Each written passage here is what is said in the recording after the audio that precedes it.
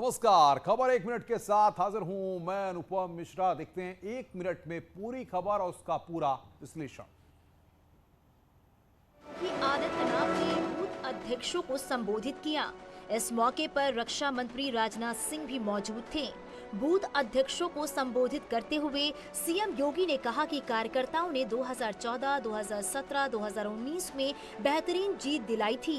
विपक्ष पर वार करते हुए सीएम योगी ने कहा कि एक तरफ पूरा देश सरदार पटेल की जयंती को सम्मान दे रहा था, वहीं कुछ लोग जिन्ना से तुलना करके उनका अपमान कर रहे थे। वहीं राजनाथ सिंह ने कहा कि जैसे सेना के जवान होते हैं वैसे ही हमारे बूथ अध्यक्ष हैं, जो पार्टी के लिए दिन रात काम करते हैं। नौजवानों के साथ खिलवाड़ होना बंद हो गया, किसानों का शोषण बंद हुआ और बेटियों की सुरक्षा के साथ खिलवाड़ करने की जिस तमन्ना के साथ कार्य करने के लिए आए थे, जब ये बंद हुआ तो स्वाभाविक एक परेशानी आज उनकी दिख रही है, जब वे जिन्ना को महिमान्वित करने का प्रयास कर रहे हैं। जौनपुर में बूथ अध्यक्षों के सम्मेलन में हिस्सा लेने पहुंचे राजनाथ सिंह ने बूथ कार्यकर्ताओं को बीजेपी की सबसे बड़ी ताकत बताया। उन्होंने कहा 2022 में बीजेपी कार्यकर्ताओं की मेहनत एक बार फिर रंग लाएगी और पार्टी फिर से उत्तर प्रदेश में बड़ी जीत हासिल करेगी। इस मौके पर राजनाथ सिंह ने कहा, बीजेपी भारत ही नहीं पूरी दुनिया की सबसे बड़ी पार्टी है। हमने जो भी राम मंदिर के लिए वादे किए थे वो वादे पूरे किए। बीजेपी जनता की आंख में धूल झोंककर वादे नहीं करती, हम जो कहते हैं वो करते हैं। मैं तो जानता हूं कि हमारा बूथ का कार्यकर्ता सचमुच वैसे ही एक सिपाही है जैसे कि सेना में एक सैनिक की जो अहमियत होती है, हमारी पार्टी में हमारे बूथ के कार्यकर्ता की अहमियत होती है। आज हमारे देश की सेना जितनी मजबूत हुई है, भाइयों मैं देखता हूं कि हमारे अब वैसे ही हमारी भारतीय जनता पार्टी भी पूरे हिंदुस्तान में मजबूत राजनीतिक पार्टी के रूप में खड़ी है। गोंडा दौरे पर पहुंचे सीएम योगी ने एथेनॉल प्लांट का शिलान्यास किया। मिर्जापुर चीनी मिल में एथेनॉल प्लांट के शिलान्यास के बाद पावर प्लांट की सौगात दी। वहीं गोंडा में सभा को संबोधित करते हुए विपक्ष पर जमकर वार किया। सीएम योगी ने आरोप लगाया कि एसपी बीएसपी की सरकारों ने प्रदेश के युवाओं के लिए कुछ नहीं किया। विपक्षी सरकारों में किसानों की जिंदगी तबाह थी, किसान खुदकुशी कर रहे थे। मोदी सरकार के आने के बाद देश में किसानों की हालत बेहतर हुई है। आज बिना किसी भेदभाव के केंद्र और राज्य सरकारों की योजनाओं का लाभ सभी को मिल रहा है। हमने प्रदेश में दंगा मुक्त प्रदेश किया, 4.5 वर्ष में एक भी दंगा नहीं हुआ। आतंकवादियों को भारतीय जनता पार्टी की सरकार में उनकी माल में घुस करके आतंकवादियों को मारा गया। आज आतंकी वारदात भारत के अंदर नहीं हो सकती। न्यूज 18 के खास कार्यक्रम राइजिंग उत्तराखंड में सीएम धामी के जनेऊ वाले बयान पर यूपी की सियासत गर्म हो गई है। समाजवादी पार्टी और कांग्रेस ने धामी के बयान पर पलटवार किया। जो तुष्टीकरण की राजनीति करते थे, मंदिरों में जाते नहीं थे, टीका कभी लगाते नहीं थे, जैसे मैं जनेऊ पहनता हूं, देखिए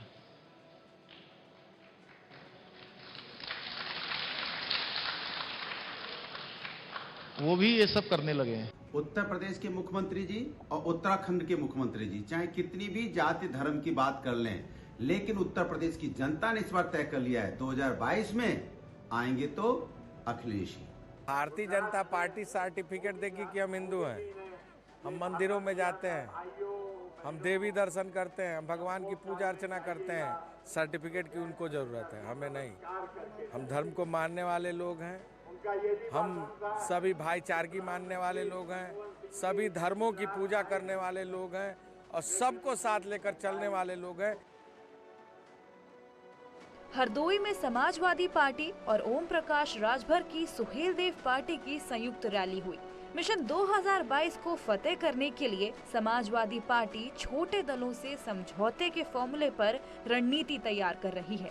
हरदोई में सभा को संबोधित करते हुए अखिलेश ने बीजेपी सरकार पर कई मुद्दों पर निशाना साधा। अखिलेश ने आरोप लगाते हुए कहा कि प्रदेश के युवा बेरोजगार हैं। महंगाई 7वें आसमान पर है और सरकार लोगों को राहत पहुंचाने में नाकाम है। जहां किसान बर्बाद हो गया, नौजवान के हाथ में नौकरी रोजगार नहीं, डीजल पेट्रोल कितना महंगा हो गया। यही भारतीय जनता पार्टी के लोग सिलेंडर के नाम पर वोट ले रहे थे, गांव-गांव सिलेंडर भेज दिया था। बताओ हमारी माताएं बहनें कितना सिलेंडर भरा पा रही हैं? कोई भरा पा रहा है सिलेंडर कि नहीं भरा पा रहा है? कितने रुपए का हो गया सिलेंडर आप? प्रियंका गांधी ने महोबा में प्रतिज्ञा यात्रा के जरिए केंद्र और राज्य सरकार पर निशाना साधा। प्रियंका गांधी ने आरोप लगाया कि बीजेपी झूठे वादे करके चुनाव जीतना चाहती है, लेकिन जनता से किए वादे पूरे नहीं करती। प्रियंका ने बीजेपी पर चुनाव जीतने के लिए धर्म और जाति का इस्तेमाल करने का आरोप भी लगाया।